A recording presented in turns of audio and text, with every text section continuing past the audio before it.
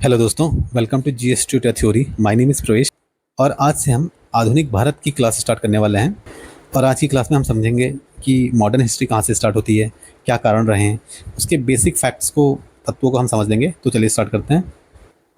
देखिए, सन 1658 में औरंगज़ेब मुग़ल शासन की सत्ता को संभालता है और वो अपने जब से वो राजा बनता है उसने मुग़ल साम्राज्य को काफ़ी अच्छे से संभाला, सारी चीज़ों को मैनेज करा और अपनी नीतियाँ ऐसी बनाई कि मुग़ल साम्राज्य बधा रहा।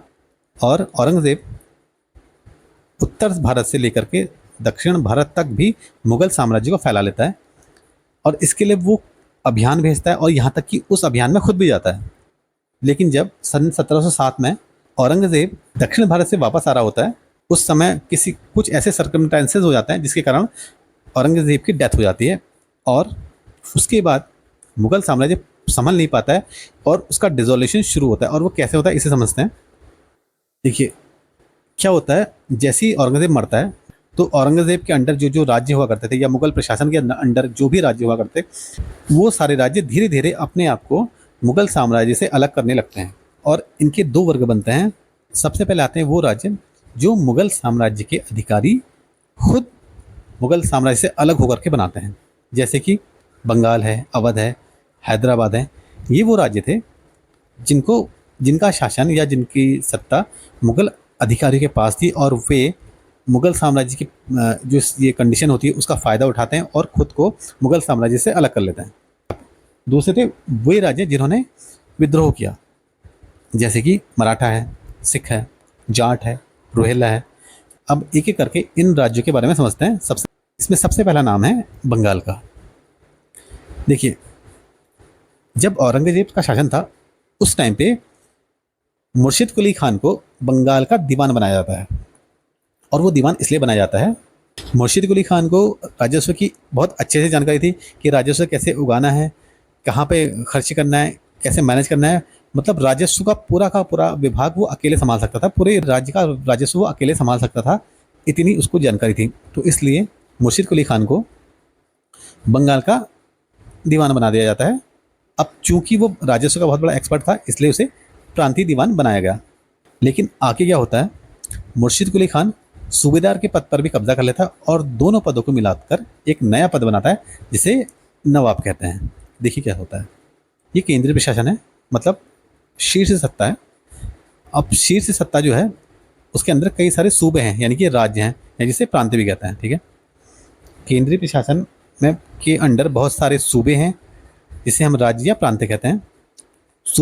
हर सूबे में दो इंपॉर्टेंट पद हुआ करते थे। पहला था सूबेदार या जिसे नजीम भी कहते थे और दूसरा था प्रांतीय दीवान। सूबेदार के अंडर जनरल एडमिनिस्ट्रेशन आता था जिसे हम सामान्य प्रशासन कहते हैं, जिसके अंदर फौजदारी न्याय होता था, जिसे इंग्लिश में क्रिमिनल जस्टिस भी कहते हैं।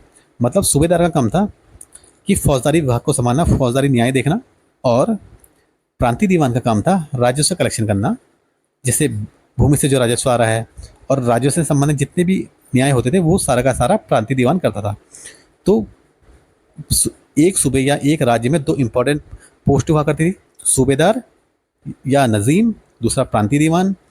सूबेदार जनरल एडमिनिस्ट्रेशन देखता था जिसके अंतर्गत फौजदारी न्याय आता था, और प्रांतीय दीवान राजस्व कलेक्शन देखता था जिसमें भूमि से जो राजस्व आ रहा है उसे देखता था, और जो राजस्व से संबंधित जो जो विवाद होते थे उन सबका निपटारा भी, उन सबका न्याय भी प्रांतीय दीवान करता था। तो मुर्शिद कुली खान बना प्रांतीय दीवान क्योंकि वो राजस्व का एक्सपर्ट था। लेकिन जब औरंगज़ेब मरा उसके बाद प्रांतीय दीवान के पास पैसा बहुत था, उसके पास काफ़ी, देखिए पैसा है तो बहुत सारी पावर है, तो वो उसके लिए बहुत आसान था पैसे को अपने अंडर ले लेना। उसने बहुत अच्छे से पैसे को अपने अंडर लिया और उसके बाद ये जो सूबेदार का पद था इस पर भी कब्जा कर लिया, यानी कि अब वो प्रांतीय दीवान होने के साथ साथ सूबेदार भी बन गया। अब उसके बाद दोनों पोस्ट आ गई तो उसने इन दोनों पोस्ट को मिलाया और एक नई पोस्ट बना दी जिसे कहा गया नवाब। तो यहाँ से नवाब पद की उत्पत्ति हुई। नवाब पद का सृजन बंगाल में हुआ। मुर्शिद कुली खान ने नवाब पद का सृजन करा और मुर्शिद कुली खान पहला नवाब बना। ठीक है, लेकिन मुर्शिद कुली खान ने रेगुलर केंद्रीय सत्ता को राजस्व भेजा और उसके सक्सेसर हुए जैसे सुजाउद्दीन और उसका बेटा सरफराज, उसने भी उसकी इस पॉलिसी को जारी रखा और मुगल साम्राज्य को नियमित रूप से राजस्व भेजते रहे। लेकिन सन 1740 में अलीवर्दी खान नवाब बनता है और वो मुगल शासक को राजस्व देना बंद कर देता है। इसका मतलब यह है मुगलों के पास सन 1740 से बंगाल से राजस्व आना बंद हो गया।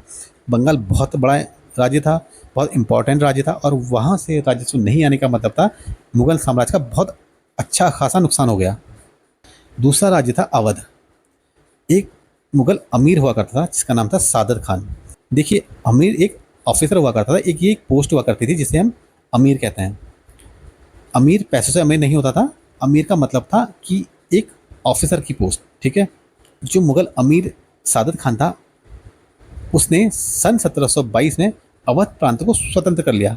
देखिए, सादत खान ने अपने आप को इंडिपेंडेंट तो कर लिया, लेकिन औपचारिक रूप में या फॉर्मली वो मुगल शासन के अधीन ही रहा।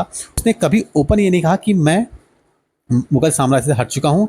उसने बस अपना काम अलग से रखा, मुगल शासन की नीतियों से हट करके अपनी नीतियाँ बनाई, अपना काम करा, लेकिन नाम हमेशा मुगल शासन का ही रहा, ठीक है।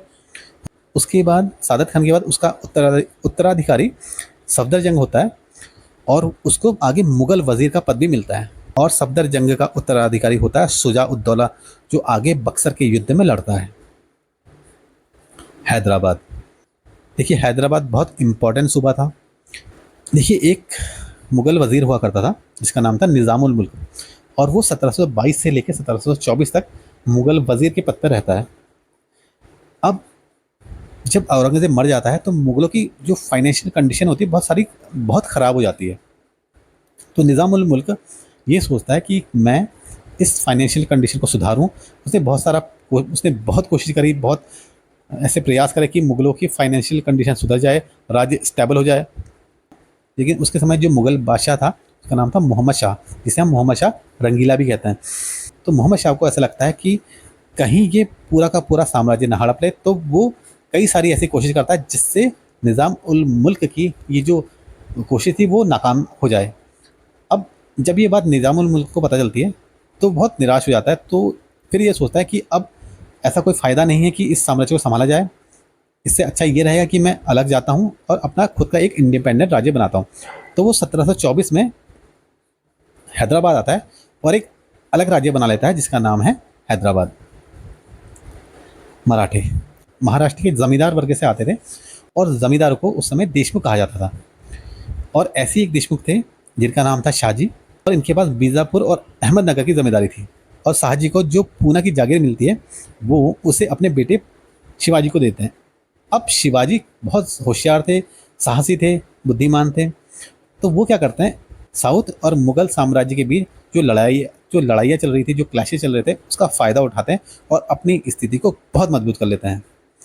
सन 1674 में शिवाजी एक स्वतंत्र या इंडिपेंडेंट राज्य मराठा राज्य की स्थापना करते हैं। आगे एक मराठा परिसंघ बनती है और उसमें बहुत सारे लोग होते हैं, जैसे कि पूना के पेशवा हैं, इंदौर के होलकर हैं, ग्वालियर के सिंधिया होते हैं, बड़ौदा के गायकवाड़ होते हैं और नागपुर के भोसले होते हैं। तो ये सारे के सारे लोग मिलकर के मराठा साम्राज्य को बहुत बड़ा बना देते हैं। मराठे दो तरह के कर लेते थे, जिसमें पहला था चौथ, जो टोटल इनकम का या जो टोटल उपज का 25% हुआ करती थी। दूसरा था सरदेशमुखी, जो 10% हुआ करती थी। अब सरदेशमुखी का मतलब क्या है? देखिए, देशमुख का मतलब होता है जमींदार, और सरदेशमुखी लग गया तो मतलब वो जमींदारों के जमींदार कहलाए, ठीक है। इसलिए उन्होंने सरदेशमुखी नामक टैक्स लिया। आगे मराठा परिसंघ में आपस में बहुत सारे क्लैशेज हो जाते हैं और इसका बहुत बड़ा नुकसान उन्हें उठाना पड़ता है सन 1761 के पानीपत के तीसरे युद्ध में। और उसके बाद वे वहाँ पे हारते हैं और आगे वो ब्रिटिश से भी हार जाते हैं। सिख गुरु नानक जी ने सिख धर्म की स्थापना करी, और सिख धर्म की सबसे बड़ी विशेषता ये रही कि ये एक समतामूलक समाज था। मतलब इसमें जाति भेद नहीं होता था। इनकी दो ऐसी प्रथाएं थी जिसके कारण दिखता था कि इसमें जाति भेद नहीं है। पहली थी संगत वो पद्धति थी जिसमें सारे के सारे सिख मिलकर के एक साथ बैठते थे और सामूहिक रूप से ध्यान लगाते थे, अपने गुरु का ध्यान करते थे। दूसरी थी पंगत, जिसमें सारे के सारे सिख मिलकर के सामूहिक रूप से भोजन करते थे, जिसे हम लंगर भी कहते हैं। तो जैसे हिंदू धर्म में होता था, मंदिरों में प्रवेश वर्जित था दलितों का, और उनको स्वर्ण अपने साथ खाना नहीं खिलाते थे, अपने साथ पास नहीं बैठने देते थे। लेकिन ये सारी चीज़ें नहीं थी सिख धर्म में, इसीलिए ये एक समतामूलक समाज का द्योतक हुआ। और इनकी जो ये दो प्रथाएं थी, संगत और पंगत, इसके द्वारा सिख धर्म में एकता की भावना बढ़ी, जिससे सिख यूनिटी के साथ रहे। सिखों के पांचवें गुरु अर्जुन देव स्वर्ण मंदिर का निर्माण करवाते हैं और गुरु ग्रंथ साहिब का संकलन करवाते हैं। लेकिन जहांगीर के साथ इनका एक डिस्प्यूट हो जाता है, जिसके कारण जहांगीर इनको शहादत दे देता है।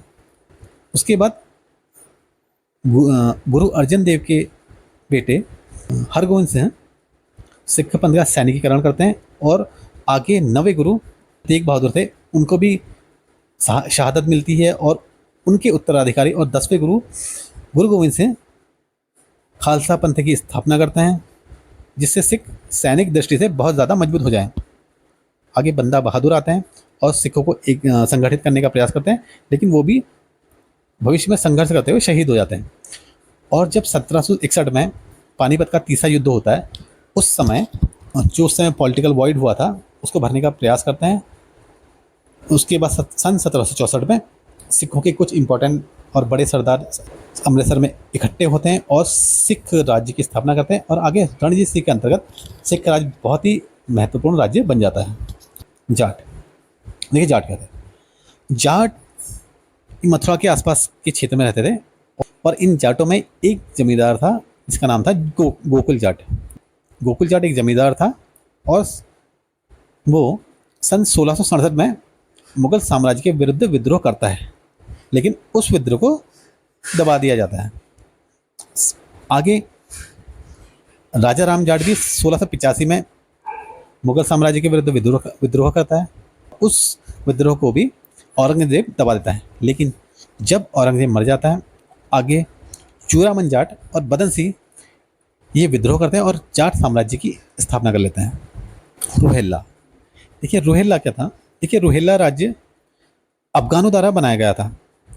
देखिए अफगान जो थे मुगलों को ही सर्विस देते थे, लेकिन जब मुगल साम्राज्य कमज़ोर हो गया तो ये मुगल साम्राज्य से हट जाते हैं और अपना अलग राज्य बना लेते हैं। और रोहिल्ला राज्य अवध के उत्तर में हुआ करता था। ये फ़ोटो भारत की सन 1700 से लेकर 1785 तक की है। उस दौरान सन 1700 से सन 1785 तक भारत में जो जो राज्य थे या जो जो सूबे थे उनके बारे में यहाँ पे बताया गया है। जैसे ये हिस्सा देखिए, ये अवध है, ये है बंगाल, काफ़ी बड़ा स्टेट है। ये मराठा का एरिया जो येलो कलर का है, ये निज़ाम का एरिया यानी कि हैदराबाद वाला एरिया, और ये मैसूर राज्य है। तो इससे पता चलता है कि भारत में मेन जो शक्तिशाली राज्य थे वो कौन कौन से थे और किस तरह से उनका स्वरूप था। ठीक है, तो ये नक्शा उस समय के राज्य और दिल्ली पे उनका नियंत्रण कहाँ तक रहा होगा इस सब के बारे में बताता है। ठीक है, और जो जो स्थितियाँ हुई उस समय, जो जो घटनाएं घटे इन जगहों पे हुई थी। चलिए अब कंक्लूजन क्या निकलता है। देखिए सबसे पहला तो ये था कि मुगल साम्राज्य को राजस्व जो मिलता था उसमें कमी आने लगी और कई जगहों से वो राजस्व आना भी बंद हो गया, तो रेवेन्यू में कमी आई। अब रेवेन्यू में कमी आई और साथ में सेना भी कमज़ोर हो गई, क्योंकि सेना को चलाने के लिए रेवेन्यू चाहिए और कई जो राज्य थे वहाँ से जो सेनाओं का सपोर्ट था वो भी नहीं मिल पाया, तो रेवेन्यू भी कमज़ोर हो गया और सेना भी कमज़ोर हो गई। उसके अलावा केंद्रीय प्रशासन में कई सारे गुट बने जिन्होंने सोचा कि हाँ हमारा व्यक्ति राजा बन जाए जिससे हमारी स्थिति सही रहे। दूसरे ने भी यही सोचा कि हमारे व्यक्ति राजा बन जाए, हमारी स्थिति सही रहे। तो इस तरह से इतनी गुटबाजियाँ हुई कि शासक बार बार बदलते रहे। जो उस दौरान जो बार बार शासक बदले गए वो इसी का एक फैक्टर था। शासन का स्थायित्व खत्म हो गया, मतलब जो स्टेबिलिटी थी, जो शासन बना हुआ था वो सारा का सारा खत्म हो चुका। अन्य क्षेत्रों पर नियंत्रण कमज़ोर हो गया। इसका टोटल कंक्लूजन ये निकला कि मुगल जो प्रशासन था पूरा अंदर से सड़ गया, पूरा का पूरा अंदर से ख़राब हो गया। बिल्कुल उसमें अंदर से कुछ ऐसी चीज़ें नहीं थी जिससे मुगल साम्राज्य संभाल पाता। जिन्होंने संभालने की कोशिश करी भी तो वो भी सक्सेस नहीं हो पाए। तो मुगल साम्राज्य का यहाँ पर से लगभग डेजोल्यूशन हो गया। अब जो राज्य थे, जो सूबे थे, जो प्रांत थे, उनकी क्या कंडीशन थी उसे देखते हैं। क्षेत्रीय राज्य, जैसे देखिए बंगाल है, अवध है, हैदराबाद है, मैसूर, कर्नाटक। यहाँ के जो शासक थे वो मुगल साम्राज्य से अच्छा प्रशासन अपने क्षेत्र में देने लगे, क्योंकि उनके लिए उस समय जो संसाधन थे, जो रिसोर्सेज थे, उनको कलेक्ट करना बहुत आसान था, उन संसाधनों का यूटिलाइज करना बहुत आसान था। उनके लिए उस जगह प्रशासन संभालना आसान हो गया, कला और साहित्य को भी संरक्षण देना आसान हो गया। अब इससे क्या हुआ, जो यूरोपीय कंपनियां उस समय पे भारत में काम कर रही थी, उनकी जो एक्टिविटी थी बहुत ज़्यादा फास्ट हो गई और वो बड़े पैमाने पे भारत से निर्यात करने लगे, मतलब यहाँ से सामान लेके अपने देशों को ले जाने लगे। बदले में यहाँ पर बहुत सारा सोना और चांदी लाने लगे। इसके अलावा यूरोपीय यहाँ पे कई सारी नकदी और बागवानी फसलें लाए। इससे बड़े पैमाने पर खेती हुई और कृषि अर्थव्यवस्था से जुड़ गई। कृषि में वे फसलें आई जिनको बाजार में बेचा गया, और वे फसलें जिन्हें बाजार में बेचा जाता है, जिनको इसलिए उगाया जाता है कि उन्हें बाजार में बेचा जाए, उन्हें ही नकदी फसलें कहा जाता है। इससे जो मौद्रिक लेन देन होता है वो काफ़ी बड़ा उसको प्रोत्साहन मिला, और इस सब का परिणाम ये हुआ कि जो ब्रिटिश शक्ति थी वो एक व्यापारिक कंपनी से राजनीतिक शक्ति बन गई। अब देखिए, मध्यकाल तक एशिया और यूरोप की स्थिति क्या थी इसे समझ लेते हैं। क्या कंडीशन थी, क्या क्या सर्कमस्टांसेस थे। तो दोनों महाद्वीपों की स्थिति ये थी कि एशिया बड़ा महाद्वीप था और यूरोप जो था वो छोटा महाद्वीप था। एशिया में संसाधन ज़्यादा थे और यूरोप में संसाधन कम हुआ करते थे। एशिया में चीन और भारत दो ऐसे देश थे जहां पर पूरी दुनिया की टोटल इकोनॉमी के जीडीपी का 55% तक हिस्सा था। इसका मतलब ये इन दो देशों में बहुत ज़्यादा उत्पादन होता था, बहुत सारे संसाधन थे, लगभग सारी की सारी चीज़ें यहाँ पर मिल जाती थी और पूरी दुनिया में यहीं से जाती थी। इसके अलावा यूरोप में जो पॉलिटिकल एरिया है वहाँ पे सामंतवाद का शासन था, मतलब फ्यूडलिज्म जिसे हम कहते हैं। देखिए, सामंतवाद एक अलग टॉपिक है, उसके लिए एक पूरी क्लास चाहिए, उसे मैं आगे समझाऊंगा। आगे जो यूरोप में जो उनकी सोसाइटी होती थी, या उनकी सोशल लाइफ, एजुकेशन लाइफ, या उनकी कल्चरल लाइफ थी, उन सब पे रोमन कैथोलिक चर्च का नियंत्रण हुआ करता था। मतलब रोमन कैथोलिक चर्च इन सब चीज़ों को मैनेज करता था।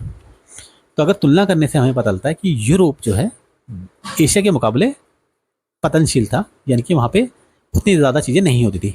लेकिन ऐसा क्या हो गया कि यूरोप, जहाँ पे इतने कम संसाधन थे, कम रिसोर्सेज थे, स्थिति खराब थी, पतनशील था, लेकिन फिर भी यूरोप एशिया से आगे बढ़ गया और इतना एडवांस हो गया कि उसने पूरे के पूरे एशिया पर कब्जा कर लिया।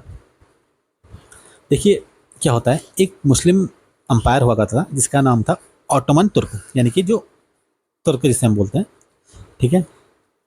वो क्या करता है, सन 1463 में ईस्ट रोमन अंपायर यानी पूर्वी रोमन साम्राज्य को हरा देता है और उसके टोटल लैंड एरिया पर कब्जा कर लेता है। साथ में उसकी जो राजधानी होती है कॉन्स्टेंटिनोपल, से इंग्लिश में कॉन्स्टेंटिनोपल कहते हैं, उस पर कब्जा कर लेते हैं। और इससे क्या होता है कि जो यूरोपीय ट्रेडर थे उनका रास्ता बंद हो जाता है, क्योंकि पहले क्या हुआ करता था, अगर यूरोप से भारत आना होता था तो उसके लिए जो रास्ता होता था वो भूमध्य सागर से होता था। भूमध्य सागर पर पहुंचने के बाद यूरोपीय व्यापारी के पास दो रास्ते होते थे, या तो फारस की खाड़ी से आए या फिर लाल सागर से आए। अब जब इस जगह पर ऑटोमन तुर्क ने शासन कर लिया तो उन्होंने यूरोपियों का रास्ता बंद कर दिया। देखिए कैसा था, ये वर्ल्ड मैप है, अब इसे जूम करता हूँ, ठीक है। ये थोड़ा देखिए, ये यूरोप है, ठीक है। यहाँ से आना है, अब जहाँ से हम मुड़े, ठीक है, ये वाला रास्ता देखिए, तो यूरोप से यहाँ से इस तरह से आता है। उसके बाद ये जो हिस्सा पड़ता है,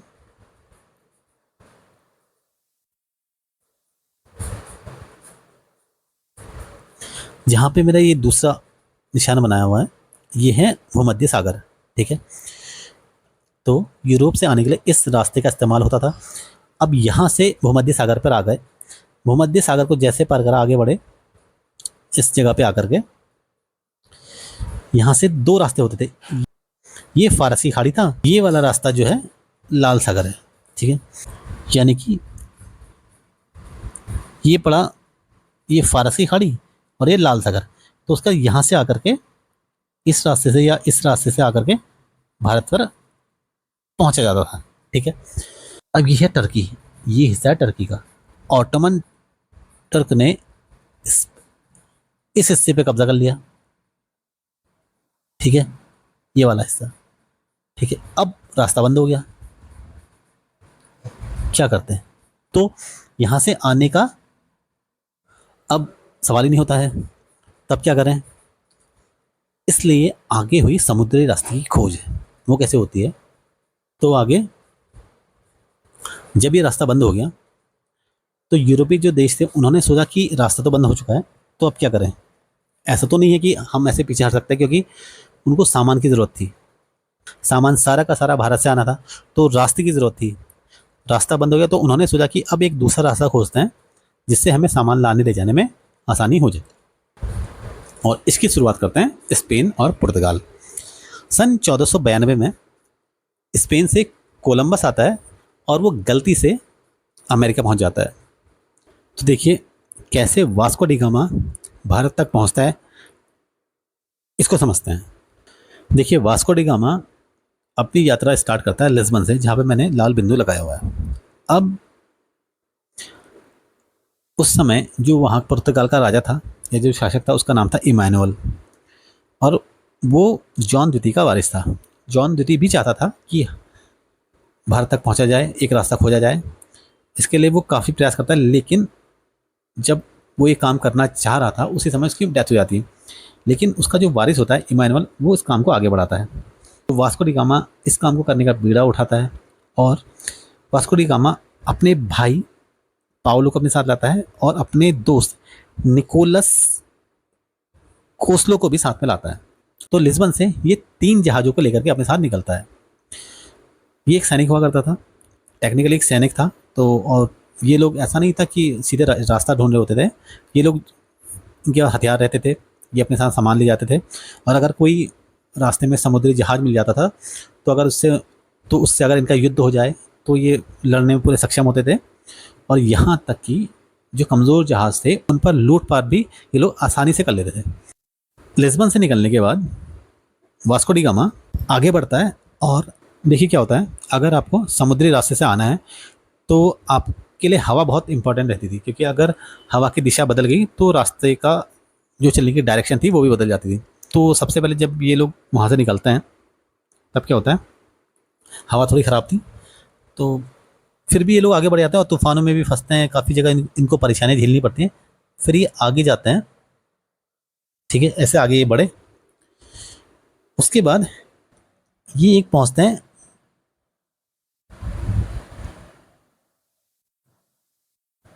इस जगह पे जिसका नाम था सिएरा लियोन।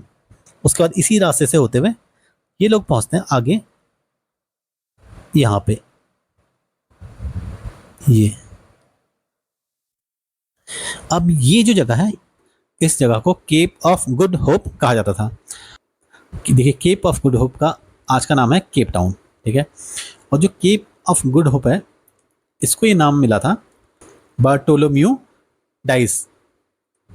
ये एक यूरोपीय पुर्तगाली था और इसने केप ऑफ गुड होप को खोजा हुआ था। ठीक है, तो केप ऑफ गुड होप पहुंचने के बाद ये फिर से आगे बढ़े। इसके बाद ये पहुंच जाते हैं मोजाम्बिक पे।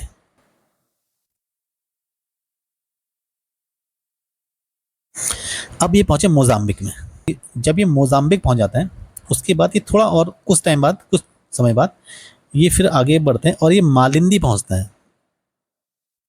ये यहीं से निकले और ये लगभग ये एरिया है, तो ये एरिया है मालिंदी का। ठीक है, जब ये मालिंदी पहुंचते हैं तब इनको एक गुजराती व्यापारी मिलता है जो इनको यहाँ से भारत तक का सीधा रास्ता बता देता है। तो ये यहाँ से ऐसे पहुंचे भारत, केरल के तट में, और जगह थी कालीकट। इस तरह से वास्को डी गामा भारत के रास्ते की खोज कर लेता है। ठीक है, तो सन 1498 में वास्को डी गामा कालीकट पहुंच जाता है और वहाँ जो शासक होता था उसका नाम जमोरिन था। तो इस तरह से समुद्र की जो ये खोज हुई, समुद्री रास्ते की जो ये खोज हुई, तो इसने क्या करा, जो यूरोपीय देश को इतना ज़्यादा एडवांस कर दिया क्योंकि रास्ता खुल गया, इनका सामान आने जाने लगा, बिजनेस बढ़ गया और जो अरब व्यापारी का जो एकाधिकार था इस बिजनेस पे वो ख़त्म हो गया और यूरोपीय शक्ति का उद्भव हो गया। और इन सब चीज़ों ने इतिहास की पूरी दिशा को बदल के रख दिया। देखिए, यूरोपियों को इंडिया की खोज से तो बहुत लाभ मिला, लेकिन अमेरिका में पहुंचने के बाद इनको उतनी चीज़ें नहीं मिल रही थी क्योंकि वहाँ इतने रिसोर्सेज नहीं थे। लेकिन फिर भी अमेरिका से इनको बहुत ज़्यादा फ़ायदा हुआ। वो क्या था, जो भारतीय सामान था, इंडियन जो सामान था उसकी यूरोप के एरिया में तो बहुत मांग थी, लेकिन जो यूरोपीय सामान था उसकी इंडिया में डिमांड नहीं थी। जो भारत में जो सामान था उसको लेने के लिए जो पैसा चाहिए था उसकी पूर्ति अमेरिका से हो गई, क्योंकि अमेरिका में यूरोपियों को सोना मिला, चांदी मिली और जो ये कीमती धातु उनको मिली, तो उससे उन्होंने भारत का जो सामान है वो खरीदना शुरू कर दिया। तो एक तरह से उनके लिए एक जगह से पैसा आ रहा था और दूसरी जगह से वो उस पैसे से सामान खरीदने लगे। व्यावसायिक क्रांति, यहाँ पे एक शब्द आया, एक टर्म आया है, इसको थोड़ा समझ लेते हैं। ये जो व्यावसायिक क्रांति की शुरुआत होती है वो इंग्लैंड से होती है। तो सबसे पहले यूरोप में जो खेती हुआ करती थी उसमें रेवोल्यूशन होता है। जो उनकी जो फसलें थी वो इतनी ज़्यादा उसमें प्रोडक्शन होने लगा कि जो अनाज था वो बहुत ज़्यादा उग गया, इतने सरप्लस में हो गया, इतना ज़्यादा हो गया, इतना ज़्यादा हो गया कि उस अनाज का फिर व्यापार होने लगा। वहाँ क्या होता था कि जैसे अगर वहाँ पे जब बर्फ़ गिर जाती थी उस समय पे वो खेती नहीं करते थे, तो उस समय पे जो वहाँ के जो किसान थे वो दूसरा काम कर लेते थे, जैसे कि कपड़े सिल लेंगे या कुछ और काम कर लेंगे, घर में रह करके कुछ ना कुछ और काम कर लेते थे। देखिए, अब उनके पास क्या था कि उनके पास खाने की संसाधन पूरे थे, एग्रीकल्चर सेक्टर इतना मजबूत हो गया कि, और पॉपुलेशन कम थी। देखिए, पॉपुलेशन कम थी और एग्रीकल्चर और अनाज ज़्यादा था, तो उनके माइंड से उनका एक माइंड सेट होगा कि हाँ, हमें खाने की तो कमी नहीं है। अब हम जो भी अब हम जो भी काम करेंगे वो आगे पैसा कमाने के लिए करेंगे। एक तो ये फैक्टर रहा। आगे क्या हुआ, जो इंग्लैंड की जो कोस्ट लाइन है वो चारों ओर समुद्र से घिरी हुई है। इससे क्या हुआ कि जो और देशों से जो सामान आता था उसको लाना आसान हो जाता था, कि चारों तरफ से कोस्ट लाइन थी और सामान बड़ी आसानी से आ जाता था। इंटरनल जो वहाँ नदियाँ हैं वो भी आपस में जुड़ी हुई हैं, तो इससे क्या हुआ कि अंदर ही अंदर उनका ट्रांसपोर्ट होना एक शहर से दूसरे शहर वो भी आसान हो गया। और जो वहाँ के वर्कर्स थे वो काफ़ी एक्टिव हुआ करते थे। वो क्या करते थे, वो नया अगर उन्हें कोई काम मिल जाता था तो उसे बहुत अच्छे से सीखते थे और बहुत अच्छे से आगे बढ़ाते भी थे। अब ये तो कुछ बेसिक चीज़ें हैं, लेकिन इसके अलावा और क्या था, सबसे इम्पोर्टेंट था कोयला। इंग्लैंड में बहुत सारा कोयला निकला और देखिए, कोयला बहुत इंपॉर्टेंट चीज़ होती है। कोयला मिला, उसके अलावा इंग्लैंड में मिला लोहा। अब कोयला और लोहा ये दो चीज़ें मिल गई, ठीक है, और ये बहुत इंपॉर्टेंट चीज़ें होती हैं। इसके बाद क्या हुआ कि वहाँ पे इन्वेंशन हुए, जैसे फ्लाइंग शटल का इन्वेंशन हुआ, स्पिनिंग जेनी का इन्वेंशन हुआ और उसके बाद द पावर लूम का इन्वेंशन हुआ। ये सारी की सारी जो इन्वेंशन थे ये धागा या कपड़ा बनाने से या टेक्सटाइल इंडस्ट्री से रिलेटेड थे। अब इनके लिए कपड़ा बनाना बहुत आसान हो गया। आगे क्या हुआ, एक था स्टीम इंजन। देखिए, स्टीम इंजन का जो बेसिकली जो पहला आविष्कार हुआ था वो क्या था, जेम्स न्यूकॉमन ने सन 1705 में। लेकिन आगे जेम्स वॉट उस इंजन में जो कमियां होती हैं उसको दूर करते हैं और उसको परफेक्ट बनाते हैं और पेटेंट अपने नाम से करवा लेते हैं। तो इसलिए स्टीम इंजन का जो एक्चुअल आविष्कार था वो जेम्स वॉट द्वारा किया गया। उन्होंने इसे परफेक्ट बनाया सन 1769 या 1769 में। स्टीम इंजन हीट को मैकेनिकल पावर में बदल देता था। इससे क्या हुआ कि ये इंजन बहुत जगह पे इस्तेमाल हुआ, जैसे कि रेल में हुआ, बोर्ड बनाने में हुआ, कपड़े की जो फैक्ट्री थी उसमें जो कपड़ा बनाने में भी इस इंजन का ही इस्तेमाल होने लगा। तो आप समझिए, वहाँ पे कोल है, आयरन है, टेक्नोलॉजी है, लोग हैं और खाना उनके पास पूरा है। तो इन्होंने क्या करा, सिर्फ प्रोडक्शन पे ध्यान दिया और प्रोडक्शन को बढ़ाते गए। इस तरह से धीरे धीरे करके वहाँ पे एक क्रांति हो गई जिसे व्यावसायिक क्रांति कहा जाता है। इसके अलावा ये कंपनियां बहुत चालाक थी और बहुत चालाकी से काम करती थी। कैसे? देखिए, इनकी नीतियाँ अलग अलग तरह से काम करती थी। जैसे अमेरिका में क्या हुआ, राजा मिले, वो शक्तिशाली नहीं थे, तो इन्होंने क्या करा कि इन्हें लगा कि यहाँ पे कोई ऐसा देखने वाला नहीं है, कोई शक्तिशाली ऐसी सत्ता नहीं है जो हमें रोक सकती। तो ये अमेरिका में जाते हैं और जम के लूटपाट मचाते हैं। वहाँ लोगों को बंदी बनाते हैं, उनसे काम भी करवाते हैं, उनका सोना पैसा या चांदी जो भी इनको मिलता है वो ले लेते हैं। ठीक है, लेकिन एशिया में इस कंडीशन ऐसी नहीं थी।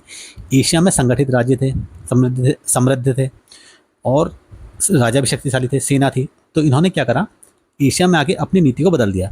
यहाँ पे ये आए एक बिजनेस करने के नाम से। इन्होंने कहा कि हमें सिर्फ बिजनेस करना है, सामान ले जाना है।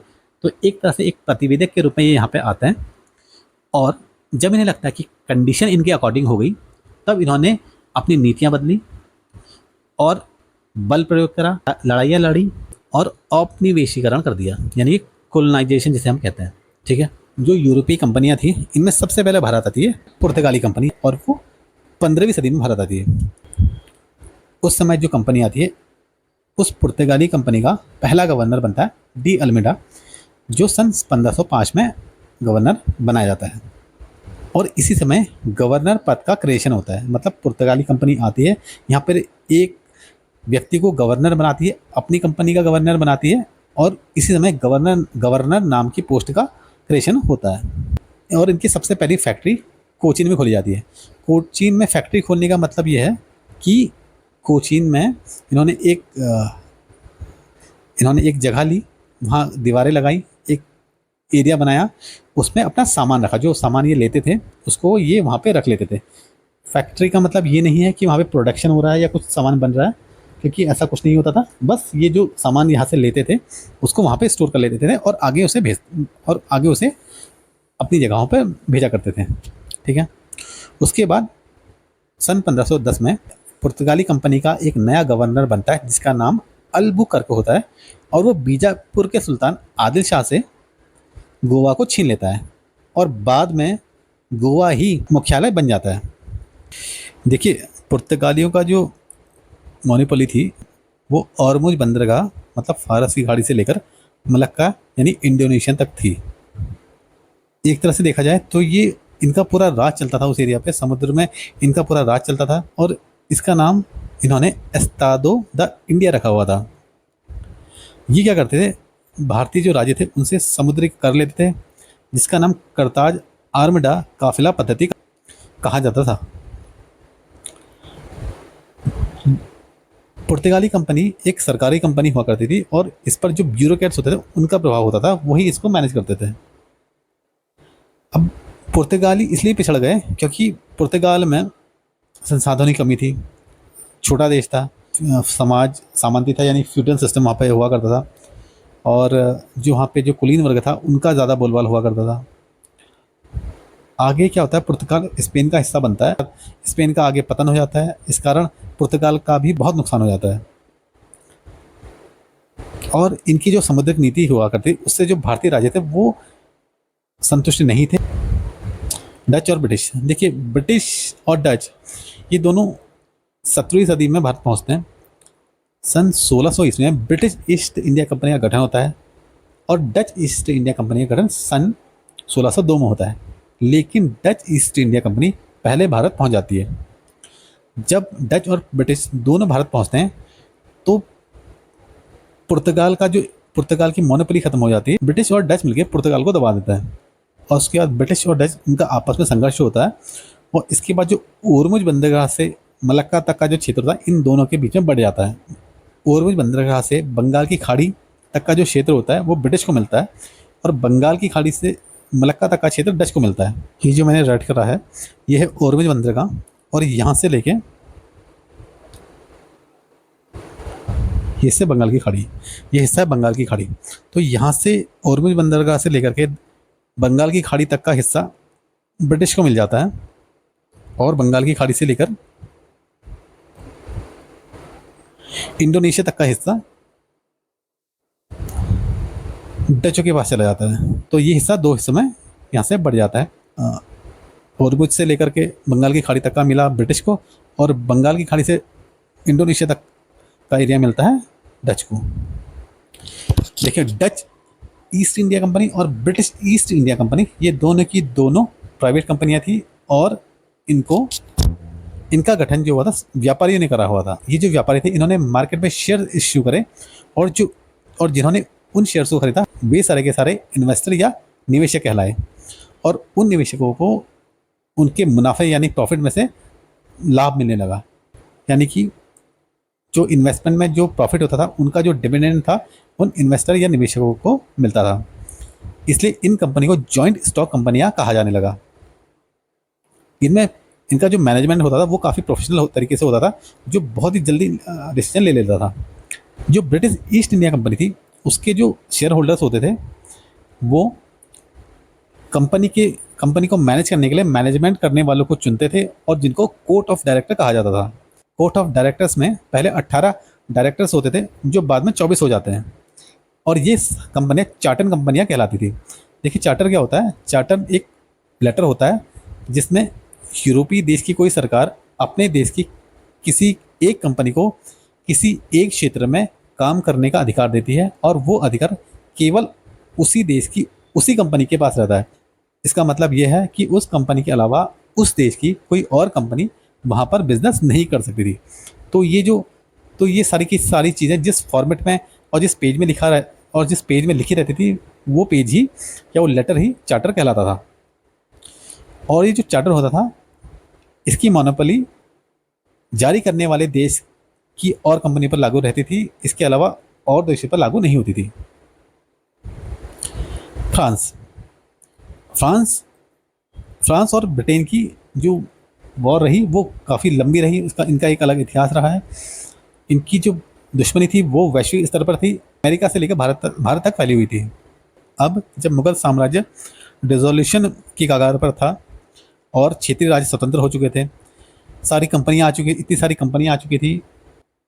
अब एक तरफ से क्षेत्रीय राज्य थे जो आपस में लड़ रहे थे, दूसरी तरफ इतनी कंपनियां आ चुकी थी, ये अपना प्रॉफिट कमाना चाहती थी। तो यहाँ पे से क्या होता है, संघर्ष की शुरुआत होती है।